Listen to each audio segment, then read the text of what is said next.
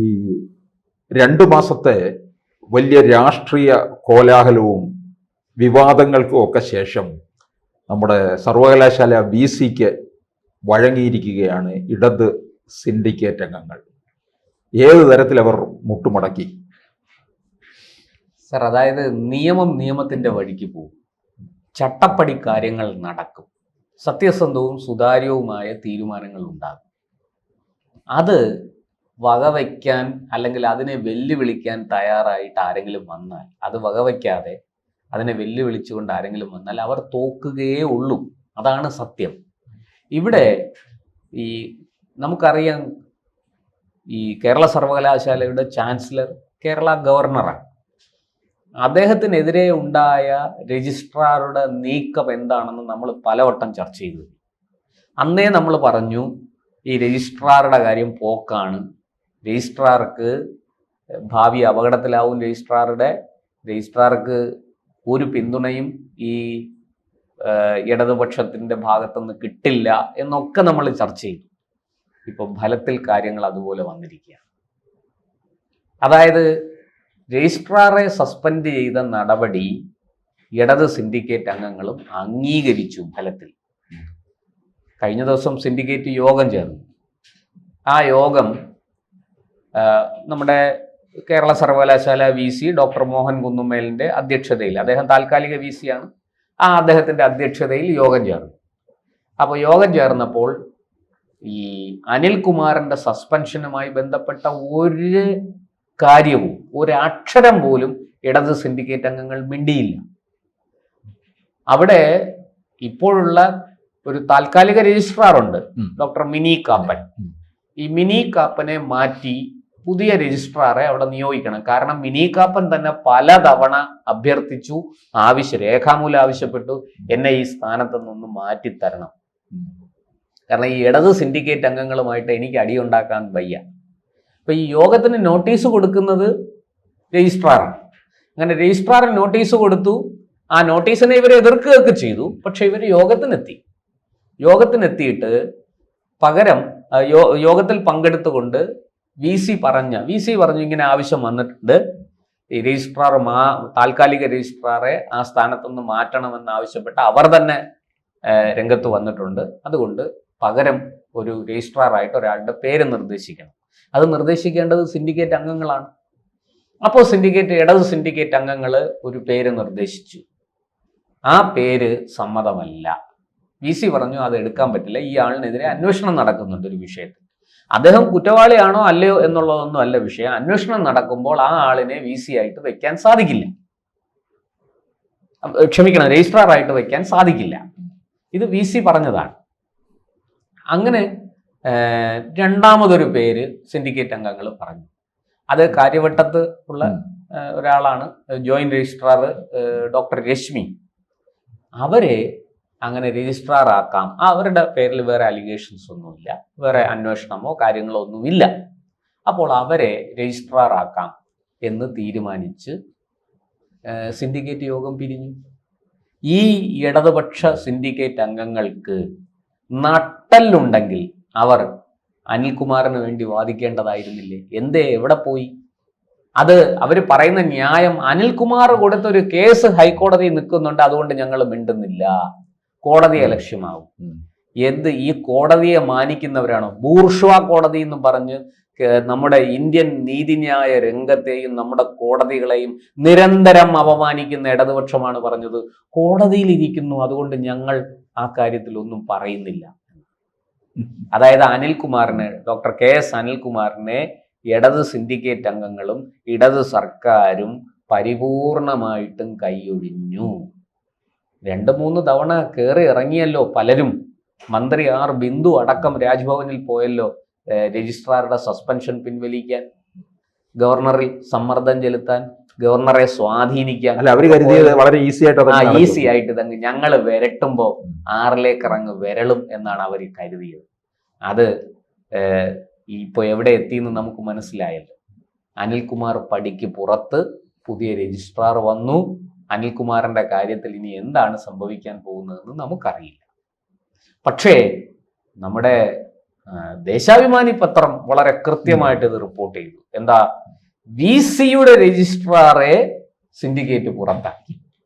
VC-യുടെ, അതായത് മിനി കാപ്പനെ, ആ പാവം പിടിച്ച ആ മിനി കാപ്പൻ എന്നെ എങ്ങനെയെങ്കിലും ഒന്ന് ഇവിടുന്ന് മാറ്റി തരണേന്ന് അപേക്ഷിച്ചുകൊണ്ടിരിക്കുക. അവർക്ക് കാരണം ഇതിനകത്ത് അവർക്ക് പ്രത്യേകിച്ച് കക്ഷി രാഷ്ട്രീയം ഒന്നുമില്ല. ഇതിനകത്ത് പെട്ട് അവർക്ക് പുലിവാല് പിടിക്കാൻ വയ്യ. അതുകൊണ്ട് കാരണം VC-യെ ധിക്കരിച്ച് യോഗം നടത്തുക, സിൻഡിക്കേറ്റ് അംഗങ്ങൾ, എന്നിട്ട് അനിൽകുമാറിന്റെ സസ്പെൻഷൻ പിൻവലിച്ചതായിട്ട് രേഖയുണ്ടാക്കുക, അത് VC ഒപ്പിടാത്തത് കൊണ്ട് അത് ഫലത്തിൽ വന്നില്ല. ഇതൊന്നും താങ്ങാനുള്ള കരുത്ത് ആ പാവത്തിനില്ല. അവർ എന്നെ ഒഴിവാക്കിത്താ എന്ന് അവർ തന്നെ ആവശ്യപ്പെട്ടു എന്നാണ് നമുക്ക് മനസ്സിലാകുന്നത്.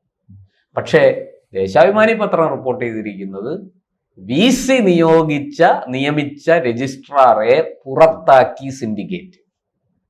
ഇങ്ങനെ ആടിനെ പട്ടിയാക്കി എത്ര കാലം മുന്നോട്ട് പോകാൻ സാധിക്കും?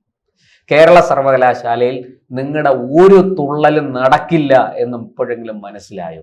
ചട്ടപ്പടി UGC നിയമം അനുസരിച്ച്, UGC-യുടെ ചട്ടങ്ങൾ അനുസരിച്ച് കാര്യങ്ങൾ മുന്നോട്ട് പോവുകയാണ്.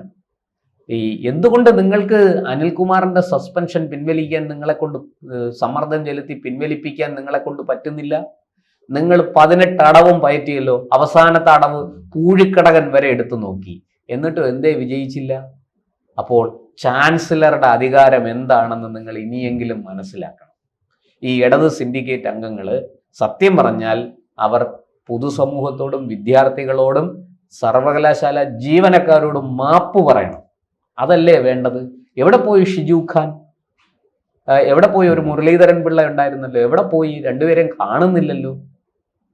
അപ്പം നിങ്ങൾ ഈ പുകിലൊക്കെ ഉണ്ടാക്കി സർവകലാശാലയെ കുരുതിക്കളമാക്കാൻ, അവിടെ കലാപം സൃഷ്ടിക്കാൻ നിങ്ങൾ എന്തൊക്കെ ചെയ്തു? ഈ VC രജിസ്ട്രാറുടെ മറ്റേ ലോഗിൻ ID പിൻവലിച്ചു. അത് ലോഗിൻ ID തിരിച്ചു കൊടുക്കണമെന്ന് പറഞ്ഞു നിങ്ങൾ എന്തൊക്കെ ബഹളം ഉണ്ടാക്കി? വല്ലതും നടന്നു? ഈ രജിസ്ട്രാർ അനിൽകുമാറിനെ കൊണ്ട് ഫയലുകളിൽ ഒപ്പുവയ്പ്പിക്കാൻ നിങ്ങൾ ശ്രമിച്ചു. പല ഫയലുകളിൽ ഒപ്പുവെച്ചു. ആ ഫയലുകൾ ഒന്നും സാധുതയല്ല എന്ന് പറഞ്ഞ് VC തള്ളി. എന്തേ ഇതൊക്കെ ചെയ്തു കൂട്ടിയ നിങ്ങൾക്ക് ഇപ്പോൾ നാണമില്ലല്ലോ ഇങ്ങനെ പറയാൻ? ശരിക്കും പറഞ്ഞു കഴിഞ്ഞാൽ കേരളത്തിലെ അക്കാദമിക് സമൂഹത്തോട് ഇവർ മാപ്പ് പറയേണ്ടതാണ്.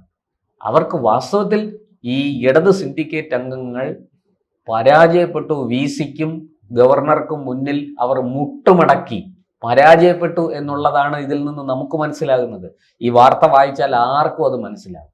ഈ സർവകലാശാലയെ ഇങ്ങനെ നശിപ്പിക്കാൻ തങ്ങളുടെ ആൾക്കാരെ പിൻവാതിലിലൂടെ അവിടെ നിയോഗിച്ച് സർവകലാശാല വിദ്യാർത്ഥികളുടെ ഭാവി അപകടപ്പെടുത്തി അവരുടെ അക്കാദമിക് സ്വപ്നങ്ങൾക്ക് മേൽ കരിയോയിൽ ഒഴിക്കുന്ന നയമാണ് ഈ ഇടത് സിൻഡിക്കേറ്റ് അംഗങ്ങൾ അടക്കമുള്ളവർ പിന്തുടരുന്നത് കാലാകാലങ്ങളായി. ഇപ്പോൾ അത് ആരിഫ് മുഹമ്മദ് ഖാൻ ഗവർണറായിട്ട് വന്നപ്പോഴാണ് ഇത് നടക്കില്ല എന്ന്. ഗവർണർ എന്ന പോസ്റ്റിന് എന്തൊക്കെ അധികാരമുണ്ടെന്നും എത്ര ശക്തിയുണ്ടെന്നും നമുക്ക് മനസ്സിലായത് അപ്പോഴാണ്. കേരളം സത്യത്തിൽ ഒന്ന് ആശ്ചര്യപ്പെട്ടു. ഈ ഗവർണർക്ക് ഇത്രയൊക്കെ അധികാരമുണ്ടോ? സാധാരണ നമ്മൾ അറിയുന്നത് റിപ്പബ്ലിക് ഡേ പരേഡ് അവിടെ സെൻട്രൽ സ്റ്റേഡിയത്തിൽ വന്ന് സല്യൂട്ട് സ്വീകരിക്കും, പതാക ഉയർത്തും, സല്യൂട്ട് സ്വീകരിക്കും, പിന്നെ നയപ്രഖ്യാപന പ്രസംഗം. പിന്നെ ഗവർണർ എന്ന് പറഞ്ഞു കഴിഞ്ഞാൽ ഇങ്ങനെ ആലപ്പുഴയിൽ ബോട്ട് സവാരി, കോവളത്ത് ഉല്ലാസം, മൂന്നാറിൽ സുഖവാസം, വയനാട് വന്യജീവി സങ്കേതത്തിൽ പോയി കടുവയും ആനയൊക്കെ കാണുക, പിന്നെ ഏതെങ്കിലുമൊക്കെ വിദേശ രാജ്യത്ത് പോവുക. ഇതൊക്കെയാണ് ഗവർണറെ സംബന്ധിച്ച് നടന്നുകൊണ്ടിരിക്കുന്ന കാര്യങ്ങൾ. അതിനൊരു മാറ്റം വന്നത് ആരിഫ് മുഹമ്മദ് ഖാൻ വന്നപ്പോഴാണ്. അതേ പാതയാണ് ആർലേക്കർ, രാജേന്ദ്ര ആർലേക്കർ അതിനേക്കാൾ ഒരു പടി കൂടെ മുകളിലാണ്. ഈ പിന്നെ കാതുകുത്തിയവൻ പോയപ്പോ കടുക്കനിട്ടവൻ വന്നു എന്ന് പറയുന്ന പോലെയാണ് അത്. വളരെ കൃത്യമായിട്ട് ഇടത് സിൻഡിക്കേറ്റ് അംഗങ്ങളുടെ നിയമവിരുദ്ധമായ ഒരു നടപടിയും ഒരു നിലപാടും ഇനി കേരള സർവകലാശാലയിൽ നടക്കില്ല. അവരുടെ ഹുങ്കിന്റെ കൊമ്പ് ഒടിച്ച് കൈ കൊടുത്തു. ഇത് കയ്യിൽ വെച്ചാൽ മതി, ഇങ്ങോട്ട് എടുക്കണ്ട എന്ന് ഗവർണറും VC-യും ഡോക്ടർ മോഹൻ കുന്നുമേലും കൂടി ചേർന്ന് വളരെ കൃത്യമായിട്ട് അവരെ ഒരു പാഠം പഠിപ്പിച്ചു എന്നുള്ളതാണ് സത്യം. അതല്ലേ സംഭവിച്ചിരിക്കുന്നത്? എന്നിട്ട് അച്ചു നിരത്തുക. എന്താ, VC നിയോഗിച്ച രജിസ്ട്രാറെ സിൻഡിക്കേറ്റ് പുറത്താക്കി. ഈ സിൻഡിക്കേറ്റ് എന്ന് പറയുന്നത് ഇവരുടെ ആൾക്കാർ മാത്രമുള്ളതല്ലല്ലോ, എല്ലാ പാർട്ടികളിൽ നിന്നും വേറെയും ആൾക്കാർ അവിടെ ഉണ്ടല്ലോ. കോൺഗ്രസിന്റെ ആൾക്കാരുണ്ട്, അവിടെ BJPയുടെ ആൾക്കാരുണ്ട്.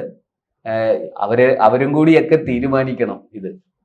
അപ്പോൾ കൃത്യമായിട്ടും ആ രജിസ്ട്രാർ സ്വയം ഒഴിയാൻ തയ്യാറായ രജിസ്ട്രാറെ ആ സ്ഥാനത്തുനിന്ന് മാറ്റി പകരം ഇടതുപക്ഷം കൊണ്ടുവന്ന ആളിന് എതിരെ അന്വേഷണം നടക്കുന്നത് കൊണ്ട് അത് പറ്റത്തില്ല എന്ന് VC ഡോക്ടർ മോഹൻ കുന്നുമ്മേൽ വരച്ച വരയിൽ ഇടത് സിൻഡിക്കേറ്റ് അംഗങ്ങൾ ഷിജു ഖാനും മുരളീധരൻ പിള്ളയും വന്ന് നിന്നു എന്നുള്ളതല്ലേ സത്യം. അവിടെ വന്ന് പഞ്ചപുച്ഛമടക്കി അതിൽ നിൽക്കേണ്ടി വന്നില്ലേ? എന്നിട്ട് വലിയ ഗീർവാണം അടിക്കുകയാണ്, ഞങ്ങൾ അങ്ങ് ഉണ്ടാക്കി കളഞ്ഞു എന്ന്. എന്ത് ചെയ്തു എന്നാണ് ഈ പറയുന്നത്? ഇനി നമുക്ക് പ്രതീക്ഷിക്കാം കേരള സർവകലാശാല അടക്കം നമ്മുടെ എല്ലാ സർവകലാശാലകളിലും അക്കാദമിക് നിലവാരം കാത്തു സൂക്ഷിക്കുന്ന തരത്തിൽ സർവകലാശാലയുടെ പ്രവർത്തനങ്ങൾ സുഗമമായി മുന്നോട്ട് പോകുമെന്ന് നമുക്ക് കരുതാം. ഈ ഇടതുപക്ഷത്തിന്റെ ഓലപ്പാമ്പ് CPM-ന്റെ ഈ എന്താ പറയാ ചെപ്പടി വിദ്യ അത് ഇനി നടക്കില്ല എന്ന് തന്നെ നമുക്ക് കരുതാം.